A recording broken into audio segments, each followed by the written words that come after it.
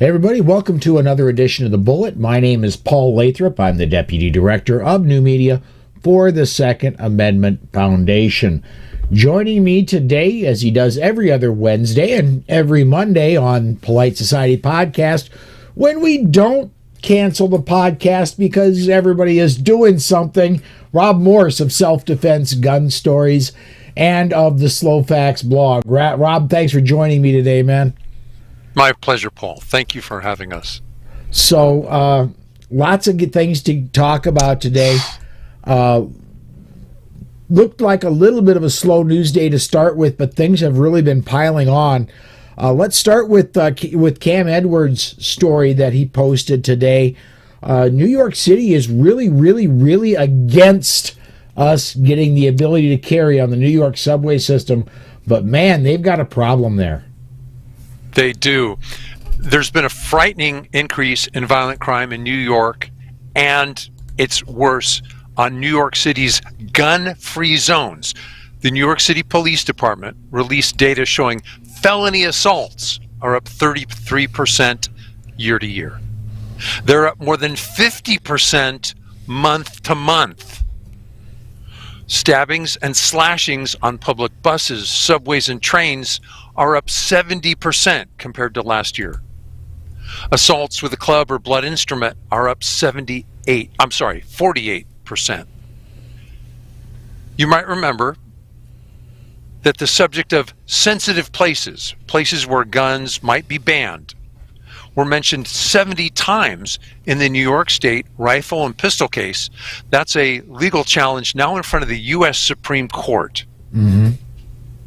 It sounds like the New York State is doing a horrible job of defending citizens in their existing gun-free zones, and the state wants to turn more and more of New York State into a gun-free zone. In some sense, they made a promise. We'll take care of you on public transportation. We've got public safety cops there. They broke the promise. They absolutely did, and let's be absolutely clear about this. They've been there's been two things going on that they expect to lose this. It's been shadowed that they expect to lose the case in the Supreme Court. They've been putting up barriers to where they expect to not their carry permits are not going to be allowed, and the subway they're absolutely saying the subway is not going to be someplace where you're going to be allowed to carry. Right. And yet, and the criminals are picking up on this. The crime is spiking in these new gun-free zones, and no matter what presence, and Tom Knighton and I spoke on this a little bit yesterday.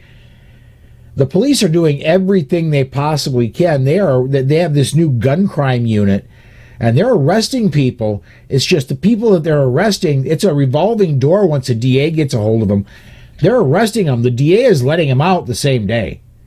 That's a Soros-funded district attorney in New York City. We saw similar things by Soros-appointed DA Kim Foxx in Chicago. Similar in Los Angeles.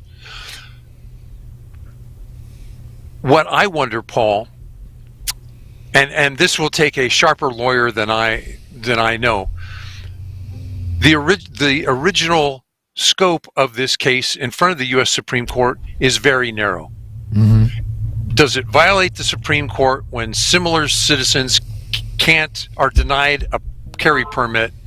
You know, two neighbors, one gets the permit, the other doesn't.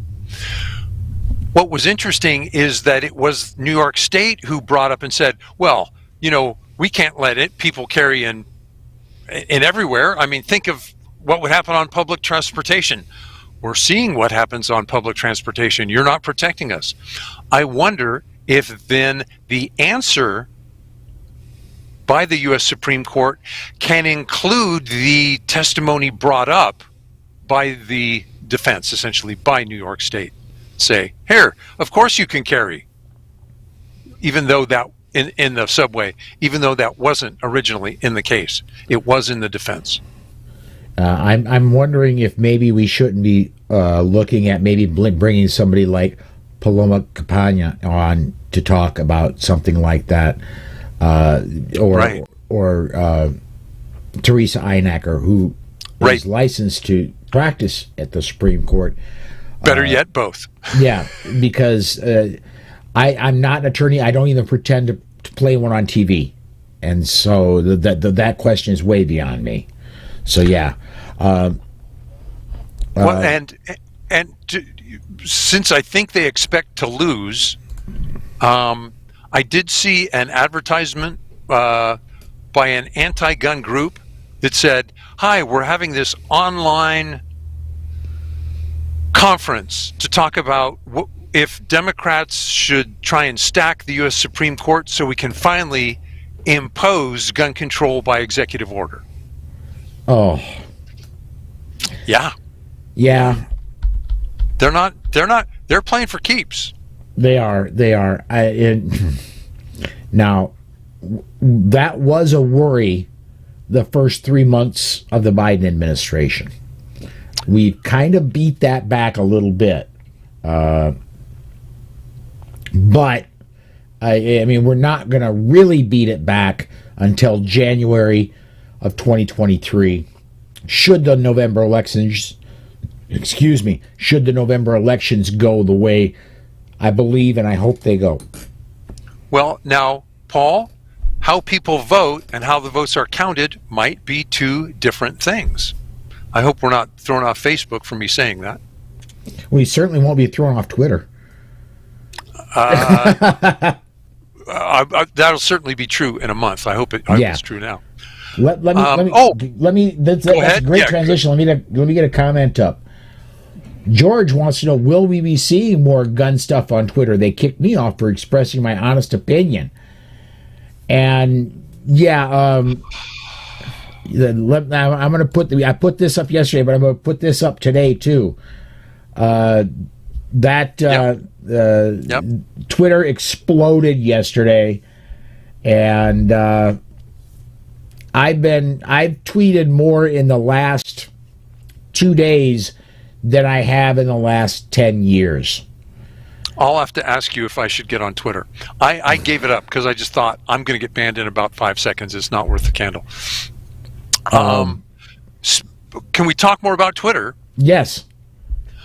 On Saturday, Twitter slapped an unsafe label on the Rebel, on the Reload. The Reload is Stephen Gutowski's program, right? His site. The link in question was to a page that was citing news outlet after news outlet with the breaking news of Biden's handling of the ATF, how they're taking out a black acting head of the ATF to put in this malleable lawyer from Ohio, a Democrat hack, who will do the bidding for the anti-gun billionaires that helped get Biden elected. It took most of the day for Gutowski to get his site back. What I did notice is that the Babylon Bee is still permanently banned on Twitter. Yes. I expect it will take a while because this deal just happened yesterday. Sure. It will take... I haven't seen the particulars of anything yet, and I don't think the general public will for a while. These business dealings don't happen overnight. I do know that I believe it was Alex Jones got his Twitter account back today. I don't think that's a huge victory, but I do think it's a victory. I give Alex Jones, I give just about as much accuracy to as I give Joe Biden. I don't believe anything that comes out of Alex Jones's mouth. Even if he were to say I were the greatest podcaster in the world, I probably still wouldn't believe it. But I do know I did see that Alex Jones got his Twitter account back today. So I do know that there are some positive things happening with Twitter. Did you see what Musk posted on Twitter? I've seen a lot of things he's posted on Twitter. Sure, that he goes, I would like my worst critic to remain on Twitter because that's what free speech is for. And I just went, wow. All right. Yes. Let me get this up. I think that Charlie's talking about the Twitter thing. Let me get this one up. Deal to close by October or it's a walk away. Okay. Yeah. When you think about it, why so long? But okay. Yeah. And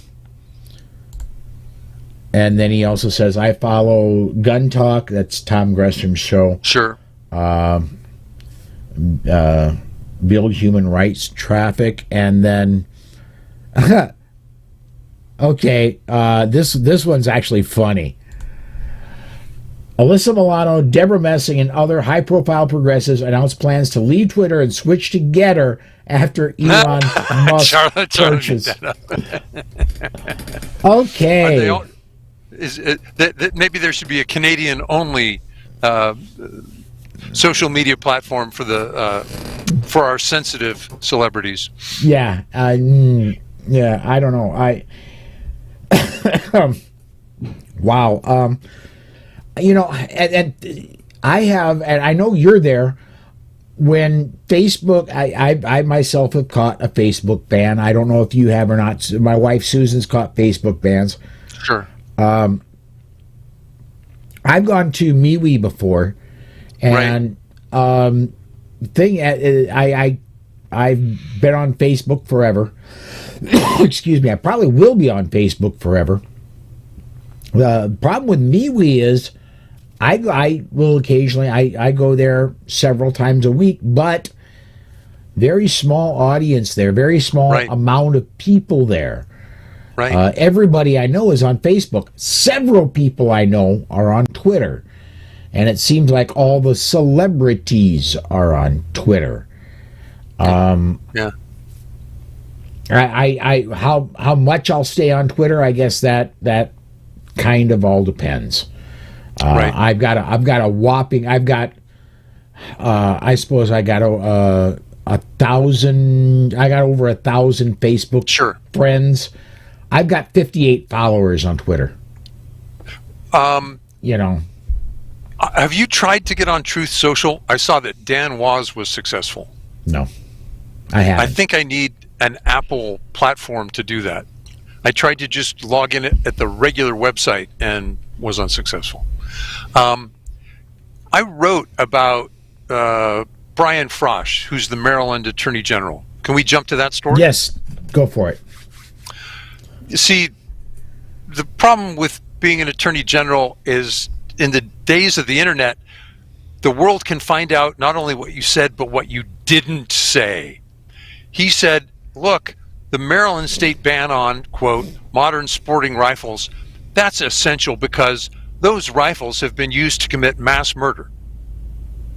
Well, the data he cites in his filing goes back a decade, and they came up with 150 people who've been murdered with a modern sporting rifle. Well, the problem is, what he didn't say, how many people were saved with a rifle?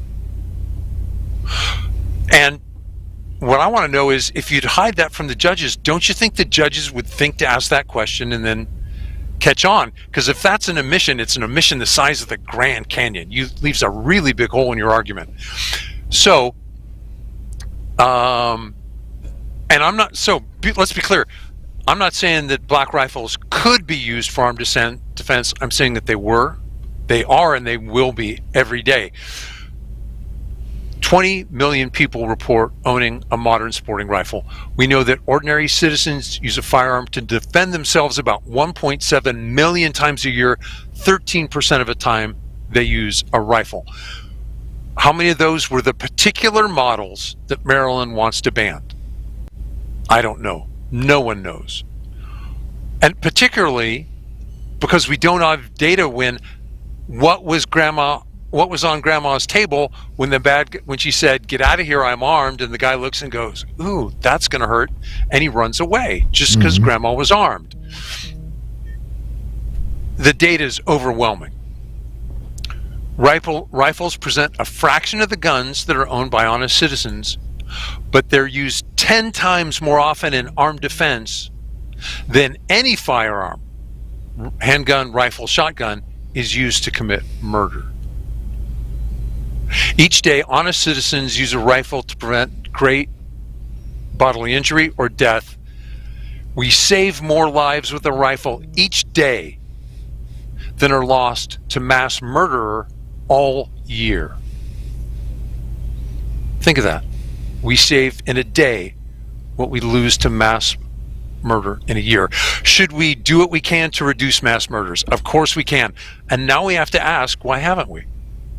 In particular, why hasn't Maryland and the Maryland legislature fully funded state-sponsored treatment of mental health? Attorney General Brian Frosh used to be a Maryland state senator. He didn't vote for it then. He didn't put it forward. Perhaps the voters will ask him. Why aren't we keeping criminals locked up? Why do we have a catch and release policy in places like Baltimore? I know what the answer is in California. I don't know what the answer is in Maryland. Because of the way California pays state employees, it's almost cheaper to send criminals to a 4-year school, pay out-of-state tuition, than to keep them in a California prison. Really? Yeah, it's that expensive. Wow. Yeah. Joe Arpaio, the Maryland. famous sheriff in Arizona. Yeah. Maricopa County Sheriff. Yeah. He was in hot water because he would serve lunch. The lunch, I was going to say, it cost him like 80 cents per meal to serve his inmates lunch. He would buy the absolute cheapest, the green bologna. Bologna and white bread. Yep. Yes. The bologna didn't have the dyes in it. He would not allow the meat companies to put the dyes in it to make the bologna pink. So the bologna that it came was green. Supposedly It tasted the same, but it was for lunch for the inmates was 86 cents per inmate. That was a man that knew how to keep expenses down for inmates. And as near as I can tell, he wanted, I'm trying to remember what he did for inmate activities. I think they learned to take care of injured animals. It wouldn't surprise me. And that was pretty good. That helped a lot of them. He also, I think, their underwear was dyed red. They went around in pink undies. Yes. Yeah, he goes, "Sorry, you want white underwear? Stay out of my jail." I get a couple of comments in here. I have to apologize. I was getting so deep into the conversation with Rob, I forgot to look over at comments. Get one up here first by Jen. We're going to go back to because Twitter's gotten a lot of attention. Let me get back to some of those comments. Can Elon Musk buy California, Chicago, New York, and New Jersey? Asking for friends. Yeah. PNW Woods. Facebook was so ridiculous, I was banned for a picture of my cat in response to my friend's cat. It was a joke.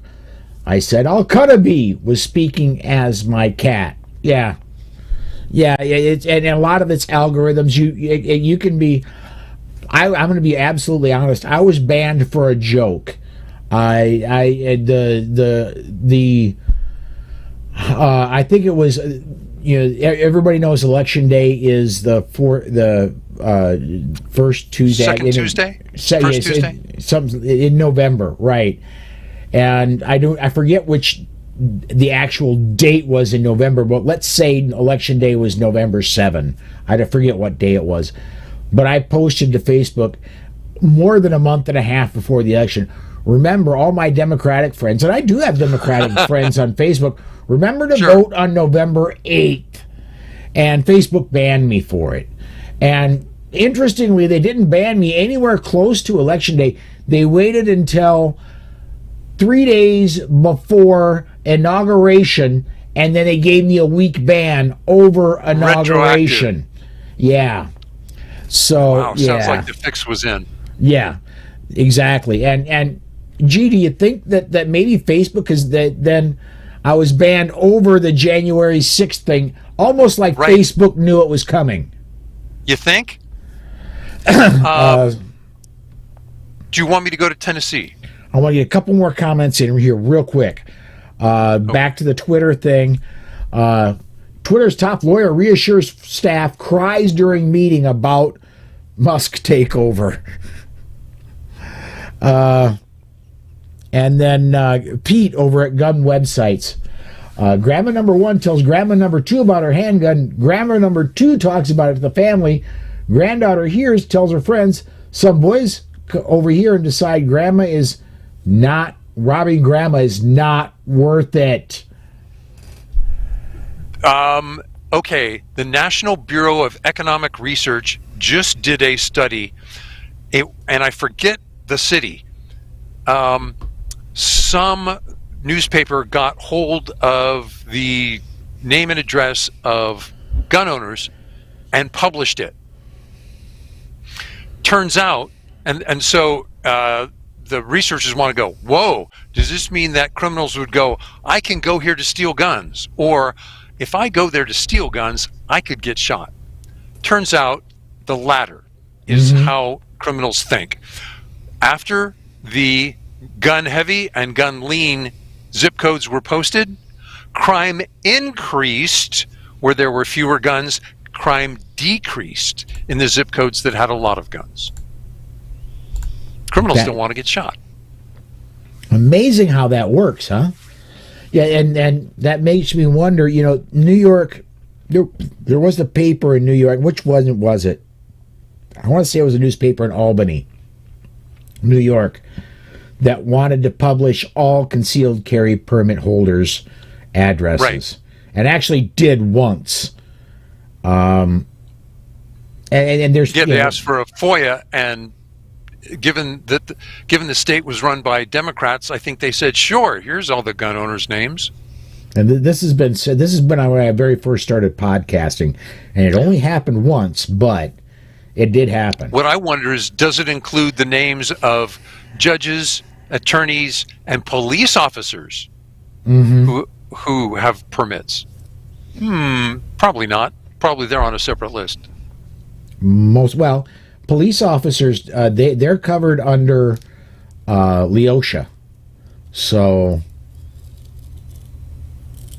they don't have a carry permit? They're allowed to carry, period.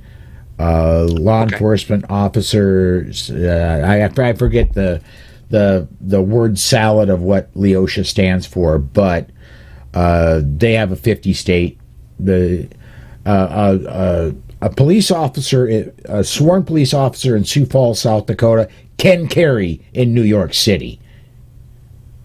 Anyway, let's. What do we got next Tennessee. here, Rob? Yeah. Okay. Yes. Good news out of Tennessee. Exactly. The Tennessee House voted by a veto-proof majority to pass a bill which would lower the age required to get a enhanced carry permit. You have to be at least 18 years of age. You used to have to be 21. Now there are a bunch of exceptions to this, meaning I think if you're in the military, then you could go ahead and get a regular handgun permit. You didn't need to get the enhanced handgun permit before you could carry. I believe the enhanced permit requires greater training. It still has to make it through the Senate. It will probably be signed into law by the governor. I like this because we treat 18, 19, and 20-year-olds as adult. You commit the crime, you do the time. You can get married. You can take out a mortgage. You can fly a commercial aircraft. You're an adult in every other way. Paul, what we've long heard is that the people who decide to get a permit are extraordinarily law-abiding. Turns out that's true for people who are in their 40s, 50s, in their 20s, and also when they're 18 and 19. Mm-hmm. We select ourselves based on responsibility when we go get a carry permit. Absolutely. And now I always bring this up too. As they say on the commercials, past performance is not a guarantee of future results. It's a very good indicator, though. So what are you thinking? What's the concern? What I'm saying is there's no guarantee. I've never committed a felony. That's no guarantee I never will, but it's a very good indicator. It is, in fact, a pretty good. And isn't that odd that two similar people, both of them law-abiding, one decides to go get their carry permit. The person who decides to go get their carry permit is somehow different in kind, that they are more law-abiding than the other individual. I don't have the sociological chops to explain that. Nor do I. Let me get some comments in because they're continuing. We're continuing to get great. We should ask David Umani when we see him next time. In 2016, there were 11,004 gun homicides, 65% handguns, 6% rifle, shotgun, 30% other unknown type. And then Gerald says, criminals are smarter than Democrats, but most criminal are Democrats. And then Michael says, Leosha, or I put an H in there shouldn't be. Leosha allows qualified, active, retired, or separated law enforcement officers to carry a concealed firearm in any jurisdiction in the U.S. That's what I was going for. So, okay. Law enforcement office. Anyway, I do not remember Safety what Act. I don't remember what the acronym stands for. Okay, I will settle for New York politicians. I bet they have their carry permits. I bet they're not on that list that was released to the public. Yeah. Well, man, we are getting really close to the bottom of the hour. I think we should probably start setting this one aside. If you would, please, Rob, tell everybody about Self-Defense Gun Stories and tell everybody about Slowfax blog, if you would, man. I think I just had my 2,000th post on Slowfax, Paul.